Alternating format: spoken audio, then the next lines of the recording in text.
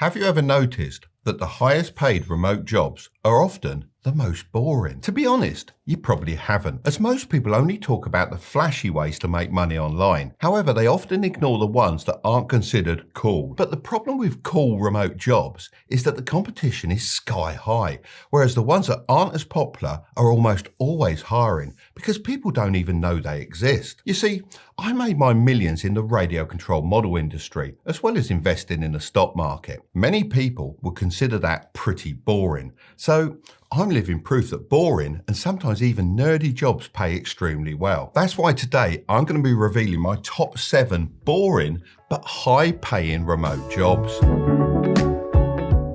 First up is a short form strategist. Believe it or not, if you're guilty of a late night TikTok scroll, then you probably know more about short form content than someone with a film degree. This job is all about spotting viral moments in long form videos and then telling editors what to cut and what to keep in. Don't worry, this doesn't involve creating content yourself or being on camera. It's purely a strategic role. For each of these jobs, I'm going to be looking at their ranking in these 5 different categories, and then we're going to put them head to head to see what job comes out on top. If you haven't already guessed, I've designed these like huge top trump cards that I used to like playing with when I was a kid. Let's start with the category you guys probably care about the most, earning power. Now, this is a hard one because the better you get, the more you'll be able to earn. Indeed.com puts a salary range between $22,000 and $172,000, but that's because there are so many different things you can offer as a short form strategist. So if you're just starting out, I think $48,000 is a very realistic estimate. Next, let's dig into the beginner score. This one is super easy to start as you don't have to learn how to edit or film videos. Instead, you can just focus on coming up with the best hooks, learning video pacing, and cracking the code for viral videos. That's why in this category, it ranks a solid 9 out of 10. Next is growth potential. This is important when picking a job, as you want to know that there's the ability to earn more as you get better. If you want to earn closer to those higher figures that I mentioned earlier, then you'll need to take a more active role in planning out videos from scratch. You could also look into negotiating some kind of view-based bonus, so whenever a video goes viral, you also benefit financially. If you can prove your strategy works and gets good results for multiple clients, you'll be able to charge much more and hit much larger numbers. That's how you take it from $48,000 per year to $100,000 plus. For this reason, I've ranked this category as 8 out of 10. Now for a category I'm calling survivability. This is all about if the job would be around in the future. The last thing you want is for the job you pick to be replaced by AI in the next couple of years. Luckily, content strategy is something AI is incredibly bad at. That's why this gets a solid 8.5 out of 10. Finally, let's look at its freedom factor. Look, at the end of the day, clients don't care if you're in Texas or Thailand. They care about results. And as long as you perform, you can have the freedom to live and work anywhere. So it ranks 9.5 out of 10. As this job is the first one we've talked about, it's currently leading in all categories, but that won't be the case for much longer. Job number 2 is a customer service coordinator. Have you ever been on a website and needed some help only to be directed to an AI bot and just frantically typed in, "Talk to a human"? Well, if you choose to become a customer service coordinator, then you'll become the human on the other end. Think of it like being a middleman between bots and customers. As far as earning power goes, Indeed.com puts this between $52,000 and $120,000 per year. However, it is dependent on where the companies you work for are based and what they're selling. So let's go with a more conservative estimate of $65,000. This one is pretty beginner friendly because all you need are some great communication skills, a knack for problem solving, and a little bit of patience to understand the business you're working for. That's why it gets a solid 8 out of 10. Now, growth is where the potential of this job really shines. Every business, big or small, needs customer service, but not every company has the budget or time to hire a whole team. So this job really fills that hole. By having one person manage the bots and only step in when things go wrong, it means that it's far more efficient than bringing in, say, 5 or 10 support agents. So for these reasons, I'm giving it a 10 out of 10. On to survivability. AI can handle the basics like password resets, order tracking, and frequently asked questions really well. But as soon as things get personal or emotional, it all falls flat. In fact, about 69% of UK customers say chatbots miss tone and frustration. So could this change in the future?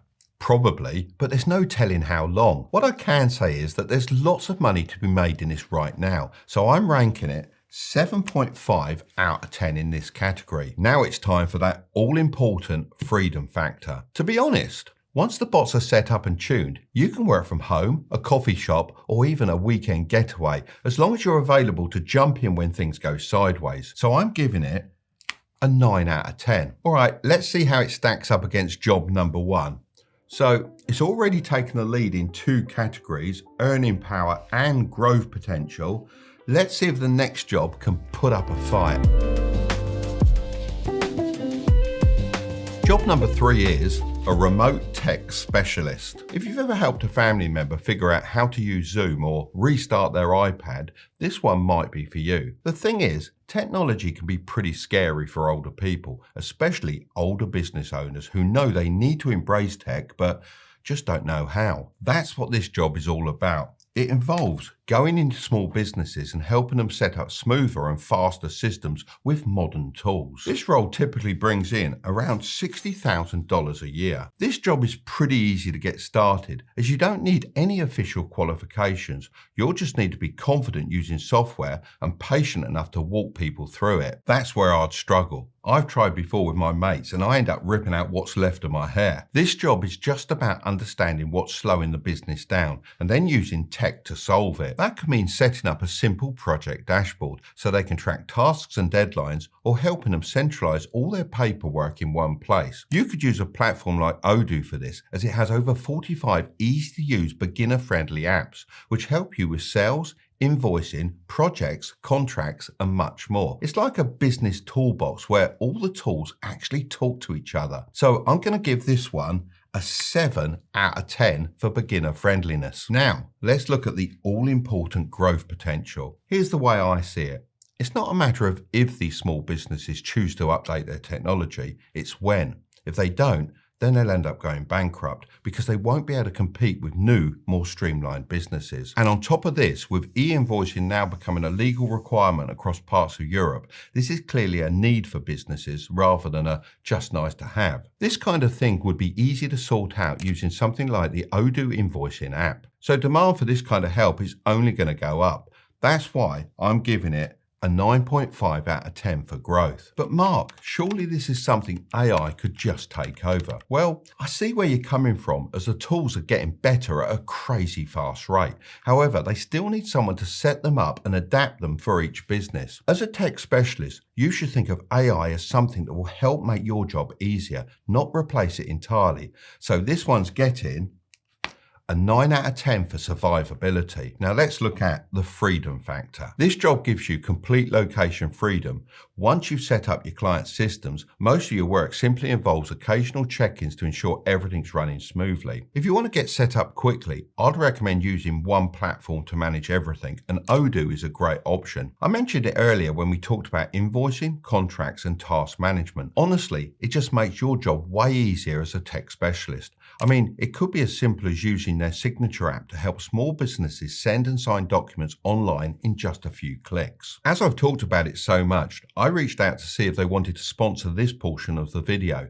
They agreed and are giving you your first application free for life, as well as unlimited support and hosting. With Odoo, you can walk into almost any small business and instantly start making things better. If you're interested, I'll drop a link in the description where you can get your hands on that free first app. I'm going to give this one a freedom score of 9 out of 10. Ah, nice. So it's keeping pace with job number 2 in almost every category and smashing it in survivability.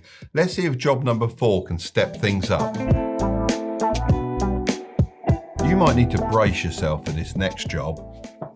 A funeral sales specialist. A lot of people aren't going to like this one as it's quite morbid, but the pay is far from it. This job is all about giving families peace of mind by helping them plan ahead and protect their loved ones from future stress. So let's get into earning power. You'll start at around $75,000 a year. This is the average for pre-need funeral sales reps in the US, and top performers regularly break $90,000 to $100,000, with some hitting over $106,000 when they crush targets. So this is the highest paying job we've had so far. But how easy is it for beginners to get started? Well, there are no real qualifications needed here. I guess some sales experience would be useful, but it's not 100% needed. I'd say it's more about your empathy, confidence, and the ability to navigate emotional conversations. Because of this, I'm going to give it a beginner's score of 7 out of 10. But what about growth potential? Well, unfortunately, we're all going to die someday, and funerals aren't going out of style anytime soon. In fact, I remember reading in the Washington Post that there are now more deaths than births in most US counties, showing that the demand for end-of-life planning is only going up. Look, funerals aren't cheap. The average one costs $8,300, and if you add extras, the total can rise to nearly $10,000. So with the amount of deaths going up due to aging populations, this means that so much money is going to be spent on funerals. So growth has to be 9.5 out of 10. Another benefit of this job is that it's pretty AI proof. There's no tech about right now that can actually comfort a grieving person, not in the way an actual human being can. It hasn't lived, so how can it possibly understand death? The human connection is just something technology can't replicate. So for survivability, I'm going to rank it a 10 out of 10. Now lastly, let's talk about freedom. Although this is a remote job, there are far more time restrictions than the other jobs we've covered so far. It's not exactly a 9-to-5 clock-in corporate job, but it also doesn't give you the full-on digital nomad lifestyle. When it comes to freedom, there's a mental aspect too. And with this job, there's a lot of emotional weight you have to carry. So for that reason, I'm going to give it a 6 out of 10. Now let's see how it stacks up against our current leader. Okay, wow, it's actually taken the lead in earning power and survivability. So let's see if the next one can win any categories. Job number 5 is a statistics validator. Look, companies are spending millions on ads, and you could get paid just to make sure their numbers aren't fake. I mean, have you ever wondered who actually checks those claims like 9 out of 10 dentists recommend this product? Well, that's exactly what a statistics validator does. They fact check these kinds of bold marketing claims so companies don't get sued. Entry-level roles start from around $40,000, and more experienced validators can make up to $64,000 plus bonuses per completed audit. To be honest, I'd say you do need to be a bit more skilled than all the other jobs we've talked about so far, as you need a strong analytical eye, statistic knowledge, and attention to detail. Saying this, you wouldn't need a degree, as all these things can be learnt on YouTube for free. So overall, I'm going to give this a beginner's score of 6 out of 10. However, things are looking better when it comes to growth potential. Companies are literally desperate for these roles because one wrong stat in an ad campaign could cost them millions of dollars in lawsuits. And these roles will only be more needed as time goes on. So that's got to be a 10 out of 10. But what about survivability? Well, AI can spot and scan data, but it doesn't understand nuance, intent, or legal risk behind how a stat is used in marketing. Even if it was to eventually understand these things,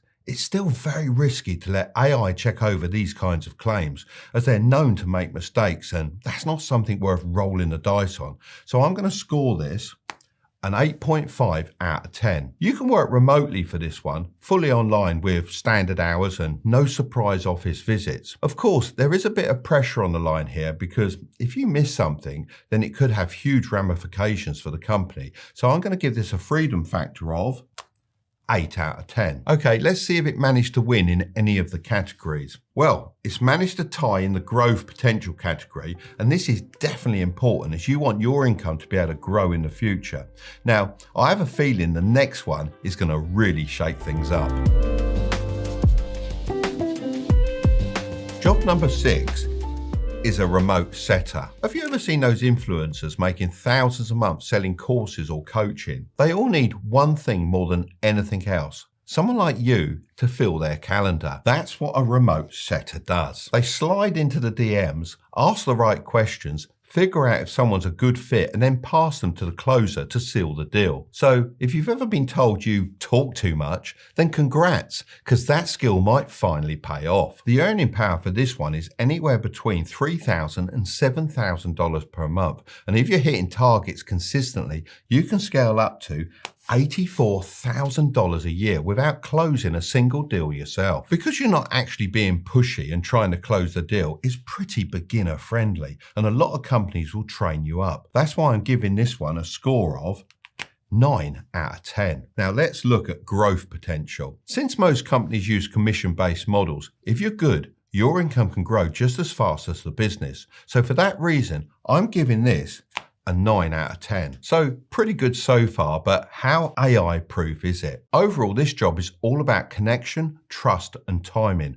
AI is just not there yet. So I'm giving this a survivability rating of 8.5 out of 10. As for freedom, this is where it gets interesting. Most setter jobs are remote, which is great, but they're not exactly passive. You'll be tied to your inbox throughout the day, especially during launch periods or campaigns. You're free from the office, but not from your phone. So while there's no commute, I'd say freedom lands at a 7 out of 10. So how does this compare against the last jobs? Well, it's definitely taken the top spot for earning potential. This is because it's a job that directly brings in money for the business and therefore has a clear return on investment for the company. They also want you to be incentivized to keep pushing and booking more calls. It's also tied in the beginner score category, so definitely a great one to start if you don't have a lot of experience. Let's see if job number 7 can come in and take a last minute win in any of the categories. Job number 7 is a content risk reviewer. Now, listen carefully, because this job isn't for everyone.